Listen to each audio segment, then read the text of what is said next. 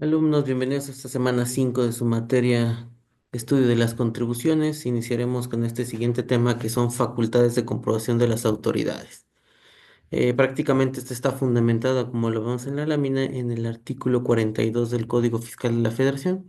Es donde nos menciona cuáles son, de alguna manera, las facultades que tiene la autoridad fiscal en ese supuesto. En este caso, vamos a ver que para efectos de la autoridad fiscal, nos dice que toda autoridad fiscal requiere de facultades para poder verificar si lo declarado por el contribuyente por concepto de contribuciones a su cargo son correctas o bien cerciorarse de un debido cumplimiento de estas obligaciones y con eso satisfacer la legislación tributaria. Efectivamente, ese es el concepto que tenemos de lo que son facultades de comprobación.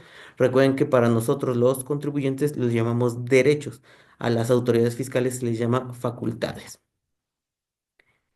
Ahora bien, el artículo 42 nos establece diversos tipos de facultades de comprobación. Uno es rectificar errores aritméticos. Dos es requerir la exhibición de la contabilidad, lo que llamamos una revisión de escritorio o gabinete. Tres, lo que son las visitas domiciliarias. Siguiente facultad son la revisión de dictámenes fiscales que formulados por contadores públicos registrados. También las visitas domiciliarias para ver la expedición de comprobantes fiscales. De alguna manera también practicar o ordenar la avalúo o verificación física de toda clase de bienes, incluso en transporte. También recabar de funcionarios y empleados y fedatarios públicos sus informes y datos con motivo de sus funciones para llegarse obviamente de información y también de las pruebas necesarias para formular en su caso denuncias o querellas ante las autoridades correspondientes. Esto es para casos penales. También el tema de las facultades de comprobación dice que es ejercer esta facultad en forma conjunta y distinta y sucesivamente, entendiéndose que se inicia con el primer acto, que es la notificación al contribuyente. La enumeración de las facultades de comprobación no limita a la autoridad para que pueda incluso efectuar dos o más actos fiscalizadores simultáneamente. ¿Qué significa esto? Sí que de alguna manera la ley puede establecer o no da pauta a decir, sabes, que estás violentando a un contribuyente si yo o como autoridad voy y ejerzo una facultad de visita domiciliaria del año de 2023 y el día de mañana voy y quiero hacer una verificación de comprobantes fiscales, no estaría violentando nada. Es permitido hacer diversos actos de facultades de comprobación de manera simultánea. También dice que la finalidad de ejercer facultades de comprobación es la de obtener por los mejores medios posibles de información relacionada con el tema del cumplimiento de las obligaciones fiscales. Ahora bien, entrando al tema de facultades, vamos a entrar a lo que es una visita domiciliaria. Recordemos que en el tema de las facultades de comprobación, en este caso una visita domiciliaria, así como revisión de escritorio y demás, iniciarían fundamentándose en el artículo 16 de la Constitución Política de los Estados Unidos Mexicanos. Recordemos que ahí nos dice que obviamente nadie puede ser molestado en su persona, en sus bienes, sin mandato expreso por parte de la autoridad. Bueno, en este caso, toda visita domiciliaria iniciará con una orden de visita, ¿sale? La cual debe de contener por lo menos dos tipos de requisitos constitucionales, unos requisitos esenciales y unos requisitos formales. ¿Qué va a pasar si la autoridad no cumple con esos requisitos esenciales? Si yo me voy a un juicio administrativo, pues yo puedo obtener una resolución benéfica, la cual llamaremos nulidad lisillana. ¿Qué significa? Que prácticamente todo el actuar, todo lo que me haya determinado la autoridad fiscal, queda sin efectos. ¿Qué significa esto? Como si no hubiera existido. Imaginemos que la autoridad me determina 20 millones de pesos, yo me voy a un juicio y obviamente la autoridad incumple con requisitos esenciales. El juzgador en este caso establece una nulidad lisillana. ¿Qué significa? Que yo esos 20 millones a la autoridad ya no se los debo, quedan como si no hubiera existido. Y con el tema de los requisitos formales no pasa así. Ahí hay una nulidad relativa o para efectos. ¿Qué significa? Que aquí el juzgador le da a la autoridad fiscal una oportunidad para que subsane donde se cometió ese error, donde no se cumplió con ese requisito formal y prevalece como tal la propia facultad de la autoridad.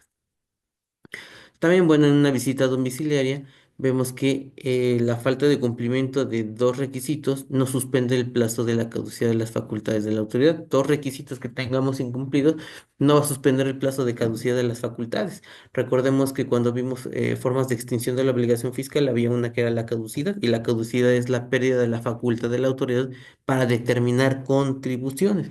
Y recordemos que ahí yo mencionaba que eran 5 años aproximadamente, y estos pueden prorrogarse a 10 si es que incumplimos con ciertas características. Bueno, pues el incumplimiento y que de alguna manera se tenga una revisión para efectos o relativa, significa que la autoridad va a empezar a dar cumplimiento a eso, no va a impactar en el tema de la suspensión de la caducidad. También la carencia de cualquiera de los dos requisitos no impide que la autoridad emita o repita el acto, ¿sale? Significa que si la autoridad de alguna manera se equivoca en un juicio, en un requisito esencial o un requisito formal, eso no la priva de que pueda volver a ejercer facultades de comprobación. Significa que esos 20 millones de pesos que yo ya me ahorré para no pagarle a la autoridad, no significa que la autoridad no pueda volver a ejercer facultades de comprobación. La autoridad tiene de alguna manera esa facultad de poder regresar y volverme a verificar. Ahora bien, ¿cuáles van a ser estos requisitos esenciales en este caso en la visita domiciliaria y obviamente en las demás formas que vamos a ver ahorita? La primera de ellas es que existe un mandamiento, o sea, una orden, un mandato, un acto de molestia relacionado con la visita a desahogarse. Sin la entrega de la orden, el visitado puede negar el acceso a los visitadores. Prácticamente así como aquí en la imagen le pusimos un poquito, pues debe de haber un oficio a través del cual nos indiquen que estamos siendo sujetos a un ejercicio de facultades de comprobación. El mismo debe de constar por escrito. El mandamiento verbal dice que no es suficiente para permitir el acceso a los visitadores. Si llega alguna autoridad como el SAT, el Seguro Social, el Infonavit, que son autoridades fiscalizadoras, pues de alguna manera deberán traer un documento escrito, impreso, de alguna manera. Y este es el que le va a dar validez. No significa que pueden llegar y decir, ah, sabes que soy la autoridad y por eso te quiero visitar y revisar. No, no podría. Debe de haber siempre un escrito. Segundo, dice que siguiente esté emitida por una autoridad competente. Sí, de alguna manera debe estar emitida por una autoridad competente. Nuevamente, las autoridades fiscalizadoras en materia federal son el SAT, el Seguro Social y el Infonavit. Son autoridades fiscalizadoras meramente. Entonces, ellas de alguna manera tienen esa competencia de poder llevarlo a cabo. También, obviamente, debe efectuarse la visita domiciliaria dentro del domicilio. Artículo 10 del Código Fiscal nos desarrolla lo que es el domicilio fiscal. También debe de estar consignado el nombre de los visitadores. Los visitadores son aquel personal de la autoridad que está llevando a cabo esta facultad de comprobación que es la visita domiciliaria. Y otro requisito esencial es que debe estar fundada y motivada. ¿Qué significa fundada? Es que debe estar establecidos los artículos que de alguna manera le dan a la autoridad esa calidad de poder ejercer esas facultades y que obviamente motivada que la autoridad debe de establecer el por qué me va a revisar, qué ejercicios me va a revisar, qué impuestos me va a revisar, cómo lo determino. Eso es lo que se refiere con motivada. También debe de contener la firma autógrafa de, obviamente, de quien lo está expidiendo, el servidor público de mayor rango que está expidiéndolo. Debemos de precisar el objeto, debe precisar el objeto de manera específica, no genérico. No tienen que decir, voy a revisarte el año de 2023, el impuesto sobre la renta, el impuesto al valor agregado. O sea, desarrollarlo de manera muy, muy específica. Hay que señalar el periodo, como lo mencionaba ahorita, y consignar el nombre de los visitadores.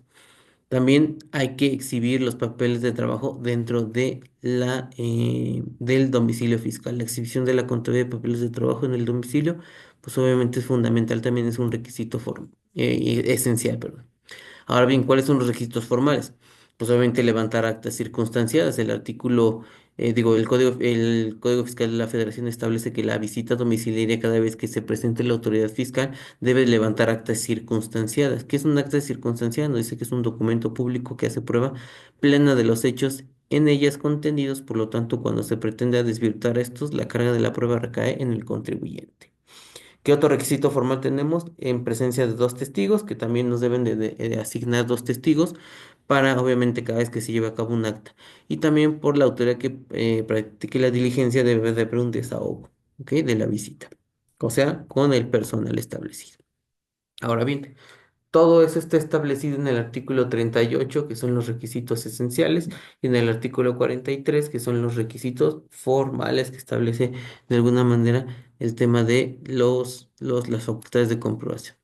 Ahora bien, una visita domiciliaria se va a iniciar en el domicilio del contribuyente, lugar señalados en su inicio. Ahí es donde se va a desarrollar. Recordemos que el domicilio fiscal, el código establece también qué vamos a señalar como domicilio fiscal. Obviamente, tenemos que iniciar la visita cumpliendo con los requisitos que debe satisfacer y con eso presentarse los visitadores para poder dar inicio de alguna manera a esa revisión o esa facultad de comprobación. ¿Vale? ¿Qué requisitos o la autoridad debe cumplir para iniciar ahora la visita domiciliaria? Primero, debe de iniciarse en el domicilio del contribuyente, en el domicilio fiscal, domicilio manifestado en el RFC. No puede ser o llevarse a cabo en ningún otro lugar, salvo en el domicilio de la autoridad. Dos, dice que los visitadores que intervengan deberán identificarse ante la persona con quien se entienda. Efectivamente, también los visitadores tendrán que identificarse ante la autoridad, ante el contribuyente que están llegando a visitar. No se identifican con credencial. Obviamente la autoridad emite un documento oficial, un documento el cual se llama ay, se me fue el nombre. Se llama constancia de identificación. En esa constancia de identificación está firmada por el titular de esa dependencia, trae el sello oficial y la foto de la persona con sus datos generales. También se debe de entregar la orden de visita. Una vez que se llega al domicilio, se identifiquen los visitadores, te tendrán que dejar esa orden de visita o entregársela al contribuyente. También deberá requerirse al visitado o quien se entienda la diligencia, la designación de los dos testigos para que obviamente lo firmen el acta que se está haciendo de entrega. En el caso de que el contribuyente no designe testigos, la autoridad puede designar los testigos. Ok, ese es en el inicio. Durante el desarrollo de la visita, esta siempre tendrá que darse igualmente en el domicilio. Toda visita que haga la autoridad, hasta cuando los visitadores se presenten en el domicilio del contribuyente, cada vez que pidan información, la misma deberá estar establecida en actas parciales que se llaman. Dos, también deben de asegurar la contabilidad, deben de generar una última acta parcial y por último un acta final con la que se concluye obviamente el tema de la visita.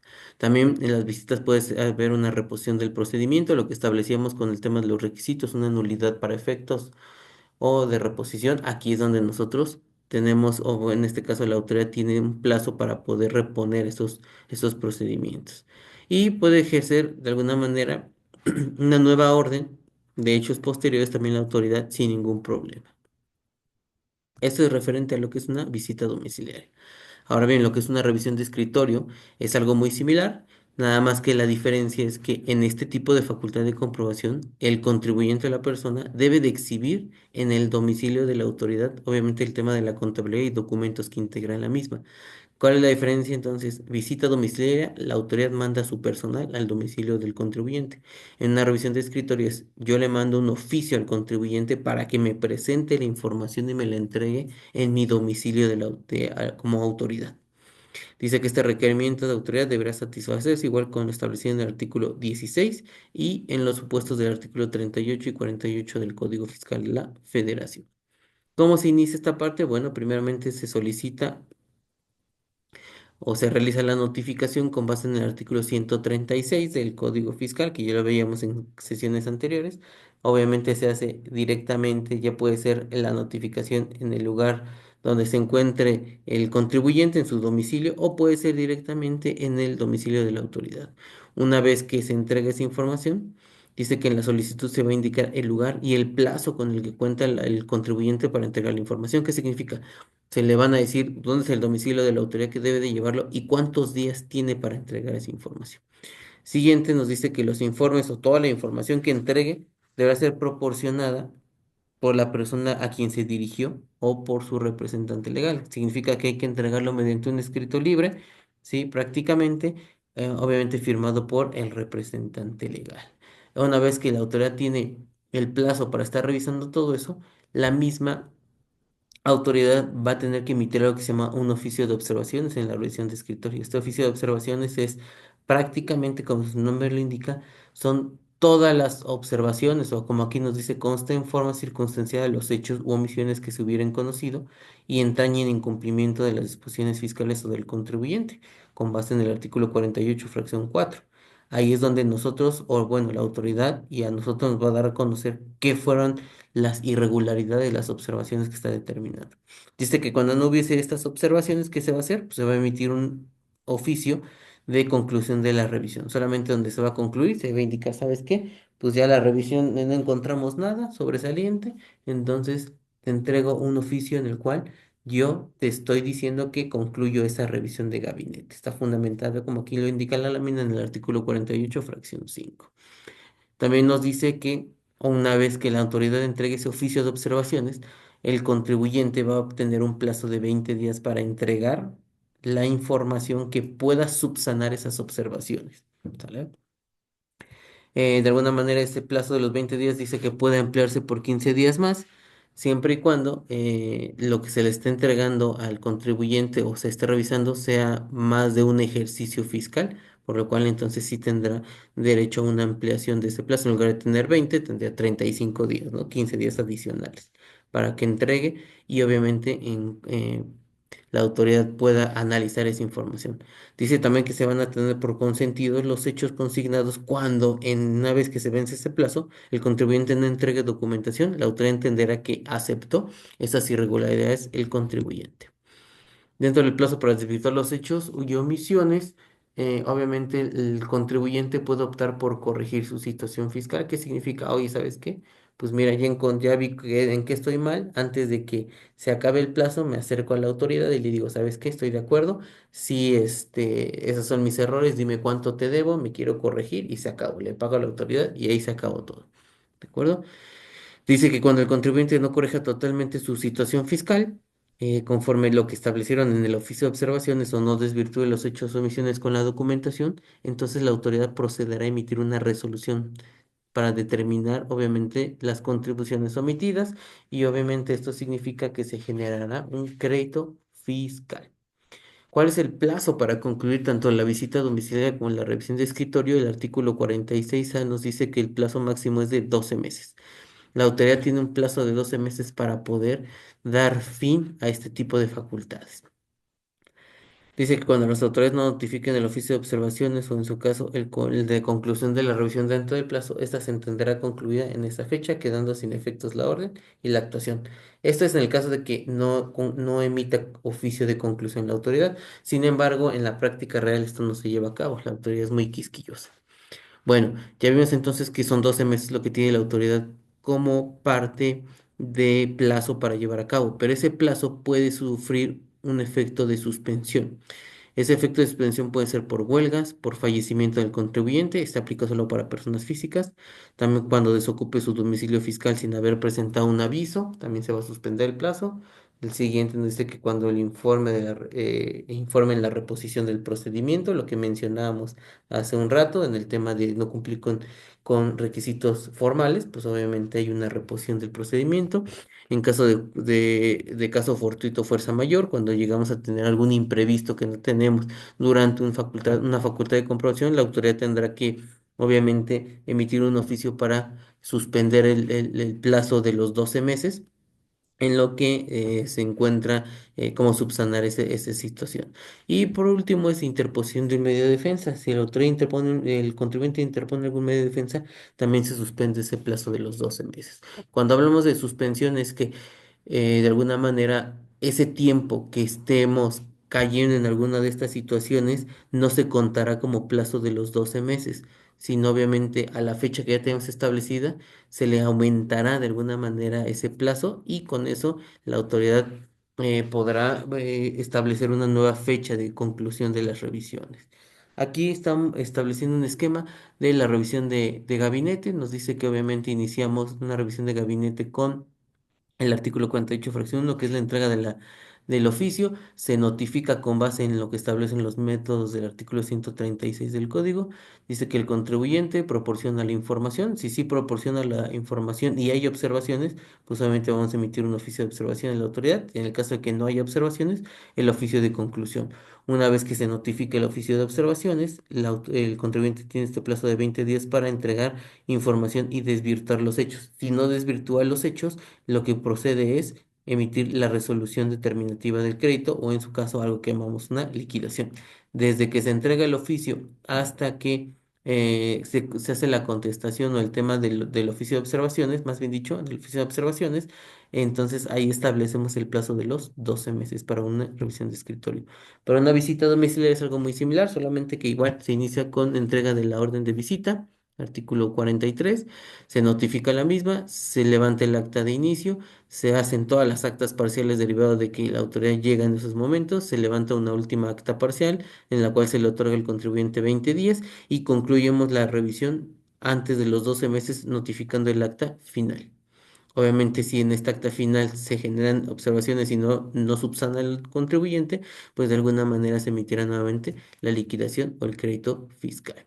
Y aquí puse un poquito el tema de los conceptos de lo que es la prescripción para entender el tema de prescripción. Dice que la prescripción opera cuando este, se extinguen dos clases de obligaciones: la obligación a cargo del contribuyente de pagar tributos o contribuciones de pagar, y dos, la obligación a cargo del fisco de devolver contribuciones a las cantidades que estos últimos hayan pagado indebidamente. Entonces, prácticamente la prescripción la pega tanto para el contribuyente como para la autoridad fiscalizadora. Esta prescripción tiene una duración de 5 años, y en 5 años tiene la autoridad ese plazo para poder de alguna manera efectuar el cobro de créditos fiscales a los contribuyentes.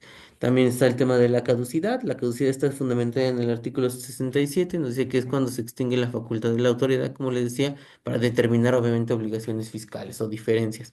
Esta obviamente se establece también en el artículo 67, nos dice que es obviamente un plazo de 5 años, y este plazo de los 5 años puede prorrogarse si de alguna manera yo establezco o caigo en alguno de estos supuestos: no presentar la declaración anual, estar presentando declaraciones complementarias, o sea, esas son causales.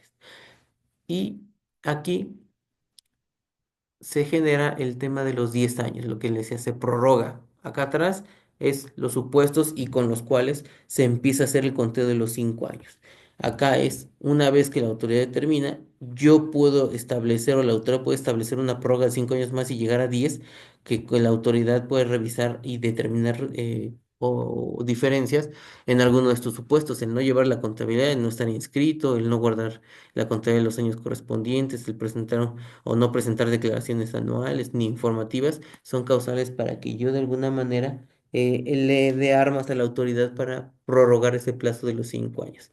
De alguna manera, la suspensión de la caducidad de esos 5 años también obviamente se establece. ¿A qué me refiero? Si yo presenté mi declaración anual como persona física el 30 de abril del 2000, pues tengo 5 años para yo de alguna manera establecer la caducidad. En 5 años caducan las facultades de la autoridad para revisarme, pero esos 5 años pueden ser interrumpidos y suspenderse porque me ejerza facultades de comprobación, porque interponga un juicio, porque desaparezca de mi domicilio, haya una huelga o fallezca también el contribuyente. Esos son causales de la suspensión. Y ahora bien, vamos al tema de revisiones electrónicas. Es otra facultad de comprobación de la autoridad. Nos dice que es un acto de fiscalizador muy rápido y económico, porque obviamente este se lleva a través de medios electrónicos. Todo el proceso se lleva a través de medios electrónicos, con la información que obra en poder de la autoridad fiscal, y obviamente obligando a los responsables solidarios a aportar información de referente del contribuyente, ¿no? eh, Punto de exposición de motivos aquí por parte de la autoridad cuando generaron este supuesto de revisiones electrónicas, pues obviamente son actos de fiscalización más rápidos y económicos. El procedimiento se lleva a cabo a través de medios electrónicos, ¿no? Con la información que obra en poder de la autoridad. Todo eso es que nosotros estamos de alguna manera con esa desventaja por parte de la autoridad. Pero me brinco hasta acá. ¿Cuál es el procedimiento que tiene la revisión electrónica? La revisión electrónica no puede durar más de 3 meses. Así se los pongo. Vimos que las otras facultades son 12 meses. Bueno, en una facultad de revisión electrónica solamente la autoridad tiene 3 meses. Se inicia entregando, obviamente, una notificación en buzón tributario. donde nos da a conocer hechos o omisiones y nos dice a través de una resolución provisional, nos dice, ¿sabes qué? Yo ya estoy determinando cuál es la cantidad de dinero que me debes derivado de lo que revisé. En, en este supuesto, obviamente, hay una preliquidación que se llama una precantidad. Aquí, de alguna manera, yo tengo 15 días hábiles para establecer eso. ¿Qué puedo optar por hacer? Uno, aceptar la preliquidación con un beneficio de la reducción del 20%, pagarlo. Dos, desvirtuar los hechos y omisiones. Obviamente, la autoridad fiscal me va a requerir información y esta información me va a dar 10 días para entregarlo, ¿sí? Obviamente puede pedir información a terceros relacionados con esta parte. Y de alguna manera puede establecer una liquidación después de esto definitiva, con lo cual la autoridad va a ejercer un procedimiento administrativo de ejecución que es prácticamente va a ir a notificarme y va a ir a embargarme los bienes propiedad de la autoridad. Y bueno, esto sería lo correspondiente a nuestra semana 5 de nuestra materia, estudio de las contribuciones.